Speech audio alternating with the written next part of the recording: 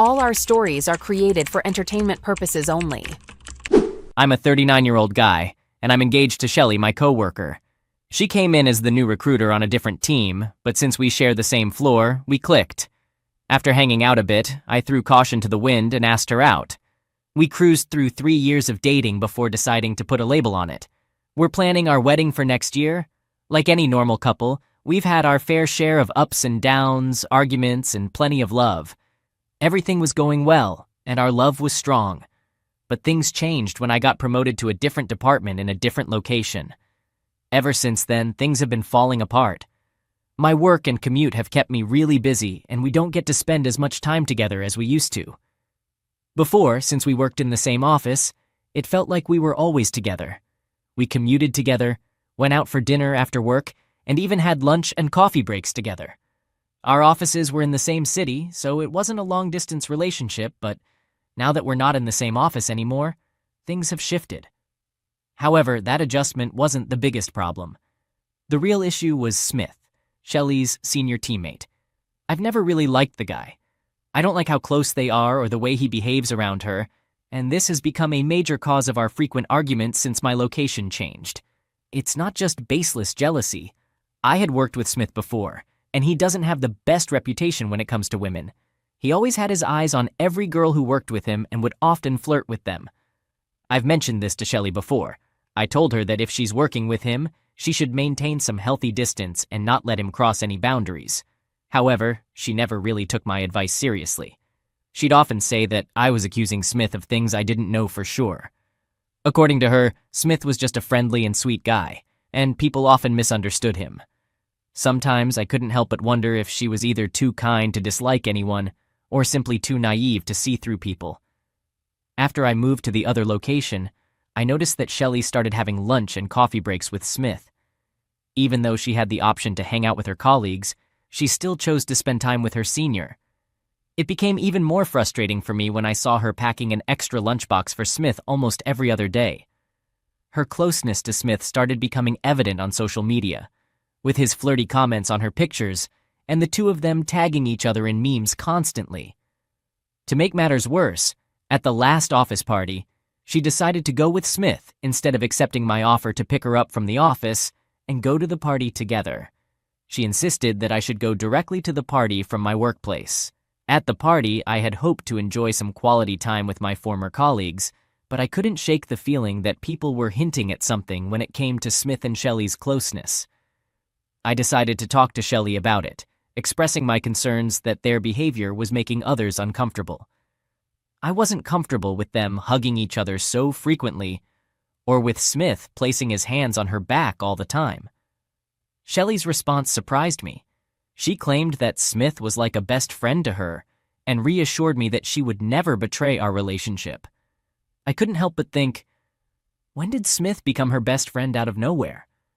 To add to my concerns, I heard from a few people that Shelly was acting like Smith's assistant at the office, getting him coffee, preparing homemade lunches, and essentially following his every command. She argued that people were just jealous because Smith was supposedly grooming her for a future promotion. I tried to make her understand that seeking help from seniors was one thing, but becoming their puppet was a completely different story. She got upset when she heard this and accused me of insulting her and attempting to control her. I was honestly surprised by her reaction. Most of our arguments started revolving around Smith. Things took a turn for the worse when I caught them sitting too close for comfort and then lying about it. One day, I had to make a surprise visit to my former office for an urgent meeting, and I didn't inform Shelly about it. I wanted to catch her off guard. After the meeting, I went to Shelly's cubicle, but she wasn't there. Someone told me she was in the cafeteria upstairs, so I headed there to find her. To my shock, I saw Shelly sitting very intimately with Smith. His hands were on her back and sometimes on her thighs. What bothered me even more was that she never once asked him to stop touching her. They appeared to be having a rather friendly conversation, but it didn't seem work-related at all. I stood near the elevator and watched them for a while. I decided to call her, and she glanced at her phone screen but then placed it face down on the table. Seeing that infuriated me. I sent her a text asking if she was busy. She read the message and took a minute before replying that she was in a meeting. That one lie made me realize how many other lies she had been feeding me all along. I messaged her again, letting her know that I was actually in the office. She showed my message to Smith, and they both got up, presumably to leave. I left before they could reach the elevator. I went straight home, even though there were still a few hours left in my workday. I just couldn't focus on work with the state of mind I was in. It hurt deeply because I truly loved her and didn't expect her to lie to me. After a while, she texted me asking where I was and if I had left the office. I chose to ignore her messages. When she got home, she asked me why I left the office without letting her know. I told her I had a terrible headache, so I came back home. That week felt like a long one as we barely exchanged words and I kept my distance. However, things changed when we received an email about some teams going on an office trip for a client meeting. I noticed Shelley and Smith's names on the list from their department, but my team wasn't included in the program. Rumor had it that Smith was the one who chose Shelley to go with him. Shelley came back home that day, strangely happy. After dinner, she began packing for the trip, which was still a week away. I won't deny that her excitement annoyed me a bit. She tried on a few formal outfits before packing and asked me how she looked. I couldn't help but make a sarcastic comment about how attractive she looked and how Smith wouldn't be able to resist her in those outfits. She sat there on the couch, staring at me with a cold gaze. After the icy silence, she started yelling at me. She said that she wasn't responsible for my insecurities and that I couldn't control her. Shelley accused me of not trusting her and claimed that I was trying to restrict her freedom, accusing me of promoting patriarchal behavior. She made it clear that she wouldn't let her career opportunity slip because of me. I stayed silent for a moment and then told her that I had seen her having a meeting with Smith in the cafeteria. Her face turned pale and she responded with, "Well, all the meeting rooms were occupied, so we had to meet in the cafeteria." I retorted, "Yes, and you both seemed so engrossed in your conversation. He even rubbed your back while you ignored my calls and showed my texts to Smith." Her anger shifted to embarrassment, as she admitted that she had been afraid I'd get angry if she told me she was having a coffee break with Smith. She stayed quiet and explained that she was trying to avoid Smith, but it was challenging to completely ignore someone in the same department, especially when he was her senior and helping her improve in her job. She almost let slip how indebted she felt to him for his assistance. Surprised, I asked what kind of help he was providing that made her feel so obligated to him, even if it meant risking our relationship and hurting me. She requested that I trust her and assured me she would never do anything to damage our relationship. Honestly, I wasn't accusing her of cheating, but their behavior towards each other crossed boundaries that could be considered cheating, and if left unchecked, it might escalate quickly. Our argument dragged on for hours, and she turned it into a dramatic crying and weeping ordeal. It became so stressful that I decided to address it calmly at a later time. The business trip was genuinely significant, and I didn't want to jeopardize her chances by making a fuss about it. I told her I trusted her, and now it was her responsibility to reciprocate that trust and avoid any actions that could jeopardize it.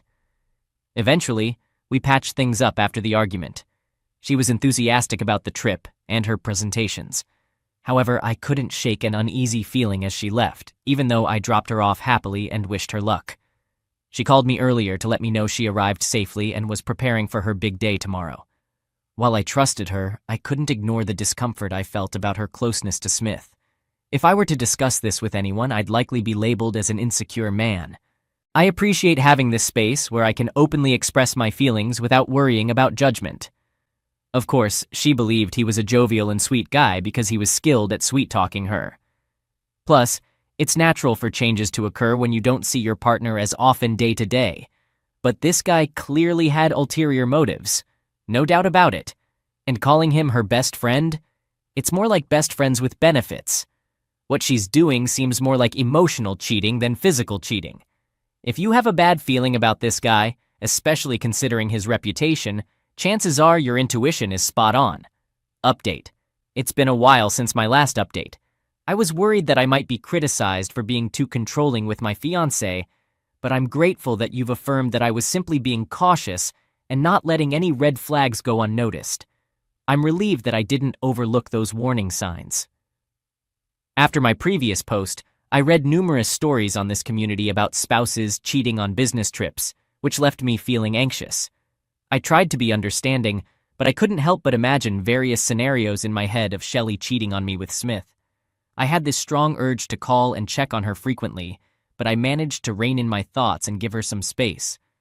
Her behavior during and after the 3-day trip was strange.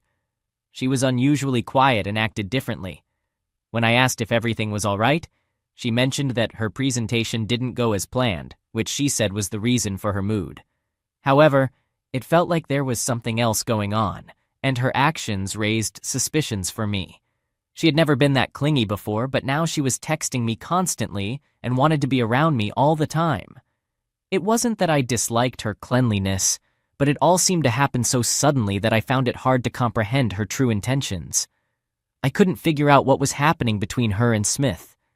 She never mentioned his name once, and I never saw her texting him either. I wasn't sure if her behavior was a result of guilt or if these were her genuine feelings. Initially, I thought maybe she was distancing herself from him because she knew it upset me, but it turned out to be more complicated than that. I appreciate having this space where I can openly express my feelings without worrying about judgment. Of course, she believed he was a jovial and sweet guy because he was skilled at sweet-talking her. Plus, it's natural for changes to occur when you don't see your partner as often day to day, but this guy clearly had ulterior motives, no doubt about it. And calling him her best friend? It's more like best friends with benefits. What she's doing seems more like emotional cheating than physical cheating. If you have a bad feeling about this guy, especially considering his reputation, chances are your intuition is spot on. Update. It's been a while since my last update. I was worried that I might be criticized for being too controlling with my fiancé, but I'm grateful that you've affirmed that I was simply being cautious and not letting any red flags go unnoticed. I'm relieved that I didn't overlook those warning signs. After my previous post, I read numerous stories on this community about spouses cheating on business trips, which left me feeling anxious. I tried to be understanding, but I couldn't help but imagine various scenarios in my head of Shelley cheating on me with Smith. I had this strong urge to call and check on her frequently, but I managed to rein in my thoughts and give her some space. Her behavior during and after the 3-day trip was strange. She was unusually quiet and acted differently. When I asked if everything was all right, she mentioned that her presentation didn't go as planned, which she said was the reason for her mood. However, it felt like there was something else going on, and her actions raised suspicions for me. She had never been that clingy before, but now she was texting me constantly and wanted to be around me all the time. It wasn't that I disliked her cleanliness, but it all seemed to happen so suddenly that I found it hard to comprehend her true intentions. I couldn't figure out what was happening between her and Smith. She never mentioned his name once, and I never saw her texting him either. I wasn't sure if her behavior was a result of guilt or if these were her genuine feelings. Initially, I thought maybe she was distancing herself from him because she knew it upset me, but it turned out to be more complicated than that. A few weeks later, I found myself back at my old office for a meeting. When the meeting concluded, I headed down to catch up with Shelley and my former colleagues. To my surprise, Shelley's desk was empty, and I inquired about her whereabouts. I learned that she had called in sick that day, which was news to me. Typically, I left the office earlier than Shelley since my workplace was farther away. I thought perhaps she had fallen ill after I had left our office. I tried calling her to check on her health, but she didn't pick up. Eventually, she returned my call, claiming she was tied up in a work meeting. Curious, I asked about the nature of the meeting, and she responded rather irritably, "It's a work meeting." I then asked if she was still at the office, and she curtly replied, "Yes, where else would I be on a Wednesday afternoon?" Before hanging up. This left me with a whirlwind of thoughts about her lying. I also noticed that we hadn't been intimate since her return from the business trip. Whenever I initiated, she either claimed to be too tired or not in the mood. When I got home, I had the intention of having a serious conversation with her, but I found her asleep, looking rather pale. I decided to postpone our discussion until dinner. Later, when she woke up, I tried to inquire about her day, hoping she would be honest. However, she simply replied that it had been good. Just as I was about to confront her, she suddenly mentioned wanting to transfer to my office location. I asked her why she wanted to make the move and if something was bothering her. She insisted that everything was fine, giving no further explanation. I pointed out that her behavior had changed since returning from the business trip, and she attributed it to her disappointment over her performance in front of a client, fearing it might affect her chances of getting a promotion. I reassured her that it was okay, and sometimes things just don't go as planned, so she shouldn't stress too much about it. However, she still didn't mention why she called in sick at work on that particular day. Seeing that she was stressed, I decided to postpone discussing it further until later. Eventually, she drifted off to sleep, but I couldn't shake off my unease about her recent behavior. Feeling suspicious, I couldn't resist the urge to check her phone. I went straight to her WhatsApp messages, remembering that I had checked her phone once before her office trip. While she never seemed particularly interested in Smith, he had shown some affection toward her. The last text exchange between them occurred before her business trip, and there had been no communication since. I also glanced at her social media direct messages but found nothing suspicious there. As I continued scrolling through her inbox, I stumbled upon a text message that grabbed my attention. It was from an app where she had scheduled an appointment with a gynecologist shortly after her return from the trip. The text indicated that the doctor had sent her a report through the app. Intrigued, I opened the app and discovered an in-app chat conversation between Shelley and her doctor, detailing a consultation. In their conversation, Shelley revealed that she had experienced post-coital bleeding. I had no idea what that meant. The doctor suggested she take an STI test. These texts set off alarm bells in my head, and I couldn't shake the feeling that something was amiss. I proceeded to the report section of the app and retrieved her test results. To my relief, the results were negative. However, I couldn't help but wonder why she needed to take such a test when we hadn't been intimate for nearly a month. I grew increasingly anxious and apprehensive. A quick Google search defined post-coital bleeding as bleeding resulting from rough or forceful intercourse. My heart sank because I knew I had never been rough or forceful with her. This left me with a terrible dilemma. Either she had cheated on me, or someone had forced themselves on her. Both scenarios were devastating, and I couldn't find solace throughout the night. Instead, I spent the night pacing in the backyard, desperately trying to calm my racing thoughts. When she woke up the next morning, I was sitting in the living room sporting sleep-deprived eyes. She inquired about my whereabouts during the night, and I replied that I had spent it reading her STI reports. Her reaction was immediate. She froze and took a seat on the couch, struggling to find the right words. I explained that I had visited the office yesterday and discovered that she had been on leave, which conflicted with her previous explanation. She admitted that she had lied impulsively, claiming she was at an adoption clinic when I had called. She tried to rationalize her lie, citing anxiety as the reason. However, I cut her off, expressing my conviction that she had cheated on me. She attempted to manipulate me further, insisting that STIs could cause post-coital bleeding and that her negative test results proved her innocence. I confronted her, asking from whom she had contracted the STI, and she began to cry. She continued to deny any wrongdoing, asserting that she had merely taken the test to ensure her health, given the stress she was under. She explained that she had avoided closeness until the reports came in. I countered that STIs don't materialize without contact, and we hadn't been intimate for months. Before I could voice my disbelief, she repeated her desire to confirm her health status. My trust in her had eroded completely, and I told her I needed a break from the relationship. The ensuing argument grew increasingly intense, with her adamantly refusing to admit any wrongdoing. She offered one feeble excuse after another, and I felt my patience waning.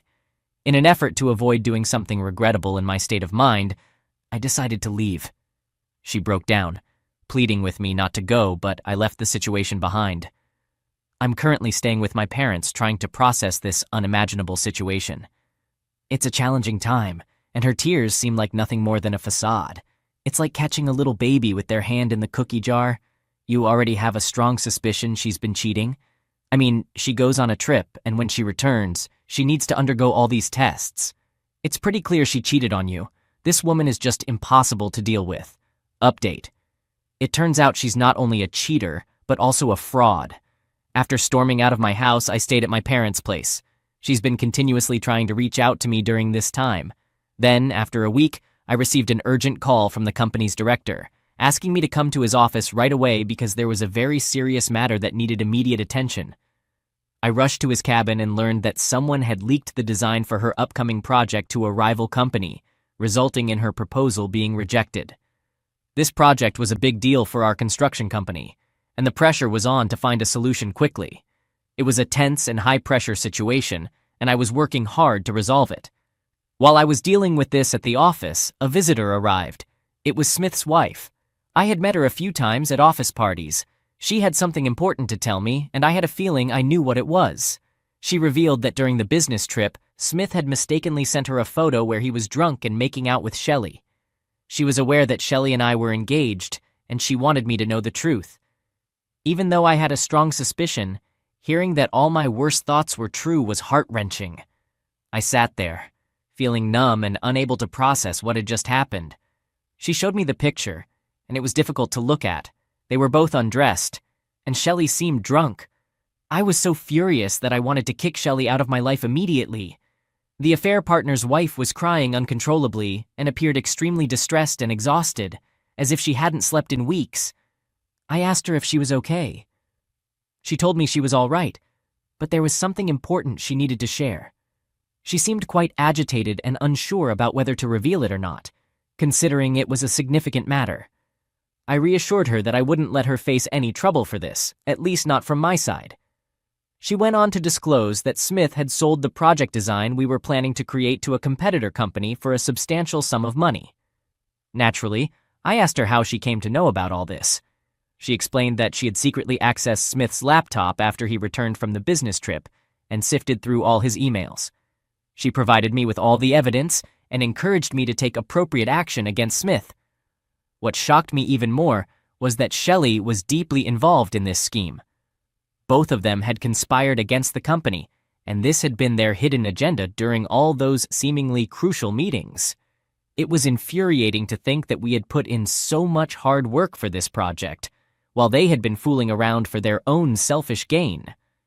I immediately went to the company director and presented him with all the evidence.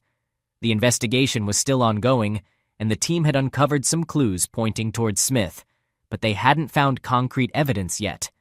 However, the details provided by the affair partner's wife left no doubt about the culprits. When I returned home that day, Shelley looked utterly miserable, like a shadow of her former self. To be honest, I no longer cared about her at all. I had given her as many chances as she needed, but she had shown complete disregard for our relationship and had ruined everything. She gazed at me with a sense of indifference, and I told her to stay away from me. She tried to downplay the situation, but I pulled up the incriminating picture that the affair partner's wife had shared with me and thrust it in front of Shelley's face. She froze. Perhaps she wanted to claim it was doctored or something, but my expression left no room for doubt, and she backed down. I informed her that we had all the evidence against her and Smith for selling the project design to the competitor. She feigned ignorance, but I reminded her that the evidence clearly implicated her involvement in the scheme. She claimed that her affair partner had access to her laptop and might have misused it. At this point, I wasn't sure if she was still lying or if her affair partner had indeed manipulated her. Frankly, I don't care anymore. After discovering her true colors, I feel like I never really knew her, and she had been living a double life all along. I made it clear to her that this revelation doesn't absolve her of being a terrible person. She began crying and begging me for another chance, but just the sight of her made me feel disgusted. I ended the engagement by tossing the ring at her and demanded that she leave the house. Getting her out of my life wasn't easy, as she bombarded me with endless texts and voicemails, even though I had blocked her. It's been a few days since she left. I'd been staying at my parents' place until she vacated the house. Her affair partner got fired and blacklisted for his fraudulent actions. The management is also working on filing an official complaint against him to ensure he doesn't harm another company. Shelley, too, lost her job. She tried to show up at my parents' place, asking me not to ruin her career, but I made it clear that the decision wasn't mine, and there was nothing I could do about it. It's undeniably a challenging phase for me, but I can't help but feel relieved that I escaped a relationship with someone who turned out to be an imposter. It's perplexing that she would ask me not to harm her career when she was the one who made all the choices, including working with that scoundrel Smith. Actually, she wasn't just working. She was working all angles. All right, that was a fun story. Now let's move on to another exciting one. Stay tuned and let's dive in. Story 2.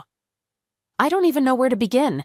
It was about 25 years ago when I, a 50-year-old woman, had an affair with my now husband, who was 55 at the time. Back then, he was married to Mary, who was just 28 years old. Unfortunately, I got pregnant as a result of that affair, and I had to come clean with my husband. This led to their divorce, which was incredibly painful for all parties involved. It was a tough situation. After the divorce, my husband and I decided to get married when our daughter Anna was just 2 years old. We recognized that we were both responsible for the mess we had created. We even sought couples counseling to work through our issues. We fully acknowledged that what we did was wrong, and we've endured a lot of emotional and mental suffering as a result. However, we worked hard to make our marriage work over the years. Fast forward to when our daughter Anna got married at the age of 23. Just 10 months into her marriage, she discovered her husband cheating on her. It was a devastating blow for her, and she was utterly shattered. She couldn't eat or sleep properly, and I even found out she had considered ending her own life at one point. Fortunately, she was able to obtain a divorce and moved in with us. We provided her with all the support she needed, including therapy, a place to live, and assistance in finding a job. She's doing much better now, but the scars from her husband's affair still haunt her, especially considering they had been together since she was just 16. During this difficult period for my daughter, my mind couldn't help but wander back to my own past. I realized that I had once been the one involved in an affair that tore apart a marriage. I had an affair with a married man, and I couldn't shake the thought that maybe Mary, my husband's first wife, had experienced the same pain that my daughter was going through now. If not more, considering my husband had been married to her for a significant amount of time. This guilt began to resurface, and it was eating away at me. I tried everything to cope with this guilt. I sought therapy for myself and tried to convince myself that it was all in the past, that it had happened 25 years ago. However, my husband eventually noticed that something was seriously bothering me, and he asked what was wrong. I decided to confide in him, revealing the truth about my past and how I had played a role in his first marriage falling apart. I explained that I couldn't carry this guilt inside me forever. My husband and I had a long conversation about it. Unfortunately, Anna had been eavesdropping on our conversation, and a few days later, she approached me with a heartbreaking question. She wanted to know if she was the child of an affair, as she had overheard our discussion about her father's affair and how she was the result of our past actions. I had no choice but to come clean with her. Anna reacted with anger and used hurtful words. She called me a homewrecker, expressed her hatred for being the product of deception and infidelity, and even confronted her dad, labeling him as a disgusting cheater. In the end, she left our home and cut off all contact, seeking refuge at her aunt's house, who happens to be my husband's sister. Syl and Mary were pretty close, and that's why she never really liked me. She just tolerated my presence because of our daughter. We visited Sayel's house, but our daughter was still giving us the silent treatment. Syl spilled the beans to my daughter about everything. My husband got into an argument with her. Syl explained that she had promised not to intentionally spill the beans to Anna, but if she ever asked, she wouldn't lie to her. So when my daughter asked for more details, she kept her promise and spilled the truth. Now my daughter doesn't want to talk to us. It turns out that Anna managed to track down Mary, and she found out that Mary is living in the same town as us. Mary has since remarried and has her own kids. Honestly, I can't understand why my daughter wants to meet that woman. I tried to dissuade her, telling her it's a terrible idea, but all she said was, "A homewrecker like you wouldn't understand what I'm going through." I'm still feeling distressed, and my husband is upset too. I'm fully aware of the guilt from my past actions, but I wouldn't wish this situation on anyone. I desperately want to mend things between me and my daughter. Please, I need some guidance as a mother. Edit. I'm aware that I'm getting a lot of criticism. I can't change the past or fix everything I've done. I just don't want my daughter to feel like she's the product of a lie. She's a product of our love, despite our messy beginning. I know I messed up, and I'm willing to accept the consequences, but I don't want my daughter to suffer for it. After the divorce, Mary cut off contact with everyone, including my husband and even SIL. Honestly, during that time I was preoccupied with my pregnancy and didn't really give much thought to my husband's past. I didn't seek closure or anything like that. I briefly considered writing her a letter, but it felt like I'd be rubbing salt in the wound, and I never intended to tell my daughter about our past because, well, it's in the past, and I didn't think it should affect her. The conversation about our past happened late at night, and I thought Anna was already asleep. She came to our room to ask for some headache meds and overheard our conversation. Yes, I'm currently in therapy. My husband divorced Mary right after I told him I was pregnant. He was a good husband and father to Anna during their marriage. His past with Mary doesn't really have much relevance to our daughter's life. He never taught our daughter to cheat, and he actually gave her a pep talk before her wedding, emphasizing the importance of loyalty in a marriage. I know he failed in his first marriage, but he has genuinely changed a lot since then. To clarify, they did not have any kids together, and I didn't know he was married when we started seeing each other. When I found out, I did want to end the relationship, but he insisted he loved me and wasn't attracted to Mary anymore. Shortly after, I became pregnant. I know I was wrong for not ending it right away. But we were in love, and he assured me multiple times that he would get a divorce. Update. I want to express my gratitude to those who offered valuable advice instead of just criticizing me. I'm returning here because my life seems to be falling apart, and I feel powerless to stop it. Firstly, I followed your advice. We decided to give Anna some space and stopped bothering her until she felt ready to talk to us again. We didn't reach out to her until yesterday when she reached out to us.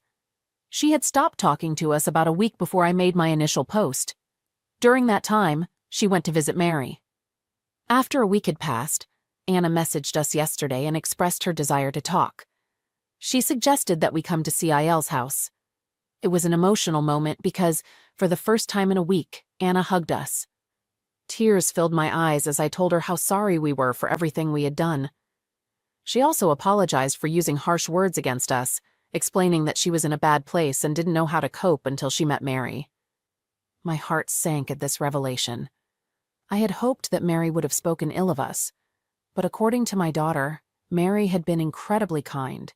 When Mary learned about us and Anna's marriage, she hugged her and reassured her that it wasn't her fault. Mary considered her a wonderful woman who deserved better. She advised Anna not to waste her life on a guy who had broken her heart and had flaws in his character. They also talked about Mary's life journey. After her divorce, she severed ties with everyone connected to my husband and moved back to her hometown to live with her parents. She battled severe depression in the aftermath of her divorce. 2 years later, she met her current husband, and they fell in love. They got married and relocated to our town. According to my daughter, Mary's husband treats her like royalty, and they have 2 girls and a boy together. I felt genuinely happy to hear that Mary was doing well. She even gave my daughter a jar of her homemade special cookies. My daughter expressed that we should be thankful to Mary for not cutting off contact with us. Mary assured her that she held no grudge against us and had forgiven us a long time ago. She encouraged my daughter not to sever ties with us because, despite our mistakes, we had done a good job raising her. After all, we are humans, not angels. Anna shouldn't blame us or feel guilty about the affair. In a way, it led Mary to a much happier life. Anna isn't a result of deceit or betrayal. She's a blessing to the world, and she should be grateful to have supportive parents. I was deeply moved, and I won't deny it. I've always felt a tinge of jealousy towards Mary because she appears to be genuinely kind. I could never measure up to her because I've done something terrible. The guilt in my heart lingers, knowing that I hurt such a kind woman. Then my daughter dropped a bombshell. She explained that she still needs some time away from us. Even though Mary's perspective has lessened her anger towards us, when she looks at us, all she sees are people who have caused immense pain to others. She needs time to come to terms with it. We were heartbroken, to say the least, but we understood her request. She wants space and talked to us to test if forgiveness was possible. At the moment, she feels like she can't forgive us yet. She needs time to sort through her feelings and wants to continue talking to Mary because she provided valuable advice on dealing with infidelity. I assured her that we'll give her what she needs and that we love her unconditionally. I'm facing a dilemma. and I don't know what to do. All I want is to have my daughter back. These past few days have been incredibly stressful. It's not that I'm upset that she wants to talk to Mary. I'm just heartbroken that she doesn't want to share anything with me. She used to confide in me, even about the smallest things, and now I've become a stranger to her. Edit. I'm aware that someone claiming to be Mary made a similar post. I don't know if it's truly her or someone else with a different story. If you are reading this, Mary, I am genuinely and deeply sorry. I realize I'm 25 years too late, but now I understand the pain my husband and I caused you. It wasn't until my own daughter experienced a similar situation that I realized you must have endured a similar pain. I hope you can find it in your heart to forgive. Thank you for taking care of my daughter. You are a good person with a kind heart. Here is a story from Mary's perspective. It's been quite a few years since I last had any contact with my husband or anyone connected to him. Back in our college days, my husband, 55M, and I, 53F, met, fell in love, and eventually got married. We built our life together, and the time came when we decided we were ready to start a family. I was 26, and he was 28 at the time. We tried for about 1.5 years without any success before seeking medical help. It turned out he had fertility issues, while I, on the other hand, was perfectly capable of conceiving. His deep desire for a child led to severe depression, and I was determined to do whatever it took to support him. I never pressured him and reassured him that I loved him dearly regardless of the circumstances. Then, one day, he dropped a bombshell on me. He confessed that he had gotten another woman pregnant. He had been cheating on me throughout our struggles with infertility. I actually knew this woman because she worked at a bakery my husband frequented. Now everything made sense. My heart shattered into a million pieces. We argued, and he expressed his desire to be with her because it seemed logical to him to stay with the mother of his child. I was furious with both of them. While I was desperately hoping for a child, my husband had impregnated another woman. It was painful to witness them together.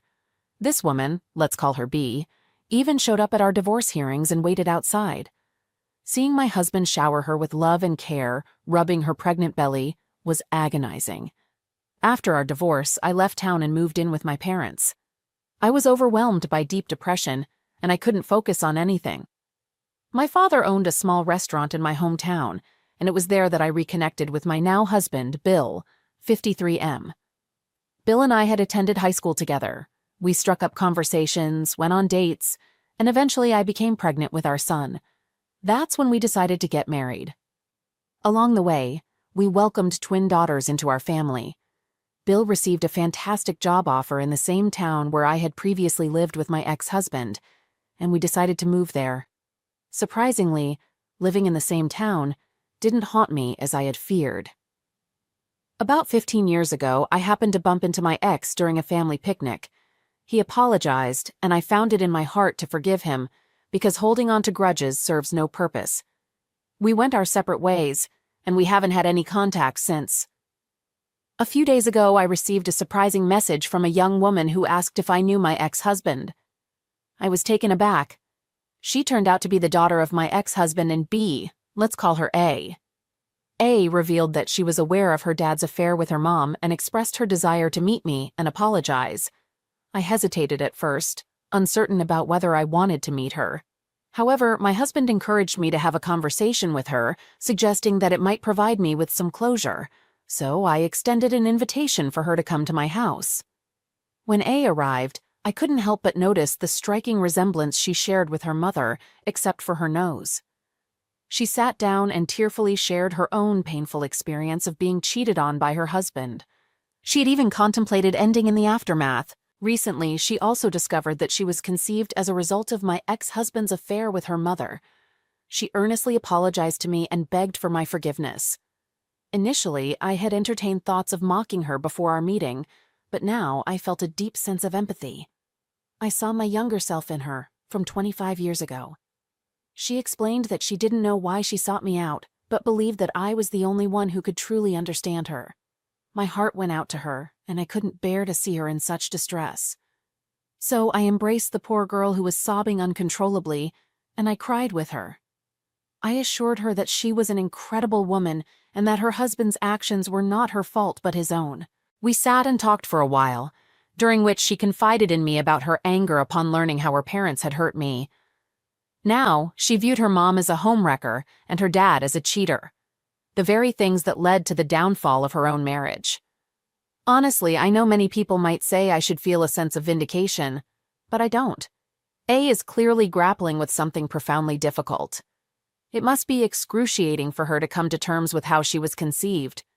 I don't want her to punish her parents or herself. While what they did was undoubtedly wrong, they also loved her deeply and provided her with a good life. I couldn't find it in my heart to harbor any resentment towards her. I even invited her to stay for dinner, and my kids and husband were kind to her. I packed her some leftovers and homemade cookies. She asked if we could stay in touch, and I agreed. My husband and I will be moving soon as our son is heading to college, and our daughters will be following suit this year. We plan to sell our place and return to our hometown. Until then, we can continue to meet, but I wanted to establish some boundaries. It's truly unbelievable how 25 years ago I was cursing A's family for tearing my life apart, but now I feel nothing but compassion. She's a good-hearted young woman who wants to make amends for her parents' mistakes, and I don't know many people who would take that path. I'm willing to help her, even though I'm not sure if it's the right thing to do or if she has ulterior motives. Only time will tell.